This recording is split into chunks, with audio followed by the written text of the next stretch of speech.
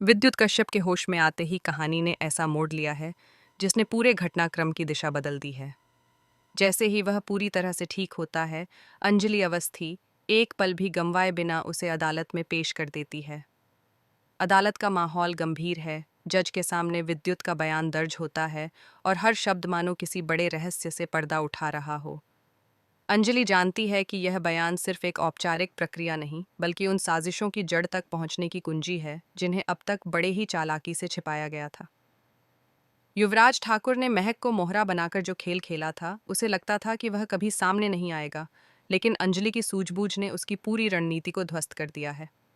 अंजलि को जब सच्चाई का अंदाजा होता है, तो वह ठान लेती है कि अब महक को भी हकीकत दिखानी होगी। वह युवराज को अपनी बालकनी में ले जाती है और इशारा करके दिखाती है कि किस तरह रानी मौजूमदार और दानू मौजूमदार के लोग उसके घर के चारों ओर तैनात हैं। यह दृश्य किसी फिल्मी क्लाइमैक्स से कम नहीं होता। चारों तरफ खामोशी है, लेकिन उस खामोशी में साजिश की गूंज साफ सुनाई देती है। युवराज का चेहरा बदल जाता है। उसकी आंखों में छिपी घबराहट अचानक गुस्से में बदलती है और वह अपनी असलियत पर उतर आता है।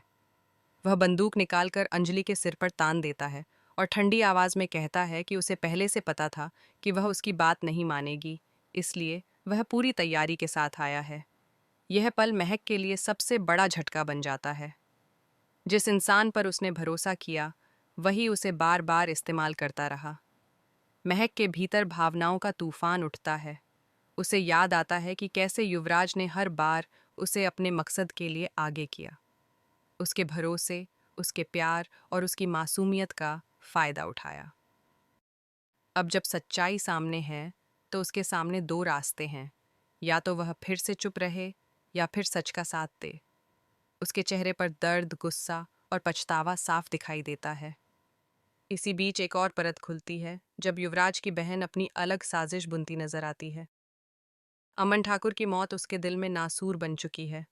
वह मानती है कि युवराज ने उससे उसका प्यार छीन लिया और अब वह बदला लेने के लिए किसी भी हद तक जा सकती है। वह साफ शब्दों में कहती है कि जो खाली हाथ आया था वह खाली हाथ ही जाएगा, लेकिन जाने से पहले कुछ लोगों की जिंदगी उजाड़ कर जाएगा। उसके इरादे साफ हैं। वह युवराज को भी चैन से नहीं रहने देगी। दूसरी तरफ रानी मौजूमदार अपनी चालें चल रही है। वह सोचती है कि अगर आज अंजलि को रास्ते से हटा दिया जाए तो सारी परेशानियां खत्म हो जाएंगी। उसके लिए यह सिर्फ दुश्मनी नहीं, बल्कि सत्ता और प्रतिष्ठा की लड़ाई है। वह राजपूत खानदान को पूरी तरह से बर्बाद करने का सपना देख रही है। उसकी योजना बेहद खतरनाक है, क्योंकि वह सिर्फ एक व्यक्ति को नहीं, बल्कि पूरे परिवार की नींव को हिलाना चाहती है। साजिशों का जाल इतना गहरा हो चुका है कि हर किरदार किसी न किसी मोहरे की तरह इस्तेमाल हो रहा है। इन सब के बीच अंजलि को अपने परिवार से ताकत मिलती है। जब वह वेद और आरती को साथ देखती है, तो उसके चेहरे पर सुकून की झलक आती है। उसे लगता है कि अगर परिवार एकजुट रहे, तो कोई भी दुश्मन ज्यादा समय तक टिक नहीं सकता। गणेश अवस्थी, राघव सिंह राजपूत और परिवार के अन्य सदस्य उसके साथ खड़े हैं। यह सिर्फ एक पारिवारिक साथ नहीं, बल्कि न्याय की लड़ाई में एक मजबूत गठबंधन है। दामोदर खेमा इस एकजुटता से घबराया हुआ है। उन्हें पता है कि अगर ये सभी मिलकर काम करेंगे, तो उनके काले कारनामों का पर्दाफाश होना तय है। अंजलि की कानूनी समझ, गणेश अवस्थी का अनुभव, राघव सिंह राजपूत की रणनीति और आरती की पत्रकारिता, यह सब मिलकर एक ऐसी ताकत बन जाते हैं जिसे रोकना आसान नहीं। लेकिन खतरा अभी टला नहीं है। अंजलि की जान पर मंडरा रहा साया और गहरा होता जा रहा है। हर कदम पर उसे सावधान रहना होगा, क्योंकि दुश्मन सामने से नहीं, बल्कि पीछे से वार करने में माहिर है। महक का मन भी अब दो हिस्सों में बंट चुका है। एक तरफ उसका टूटा हुआ विश्वास है, दूसरी तरफ सच का साथ देने की पुकार। अगर वह अंजलि का साथ देती है, तो कहानी की दिशा पूरी तरह बदल सकती है। युवराज की बहन की साजिश, रानी मौजूमदार की योजना और दामोदर की चालें, ये सब मिलकर एक ऐसा जाल बुन रही हैं जिसमें हर कोई उलझ सकता है। आने वाले समय में यह देखना दिलचस्प होगा कि क्या अंजलि इन सभी साजिशों का सामना कर पाएगी।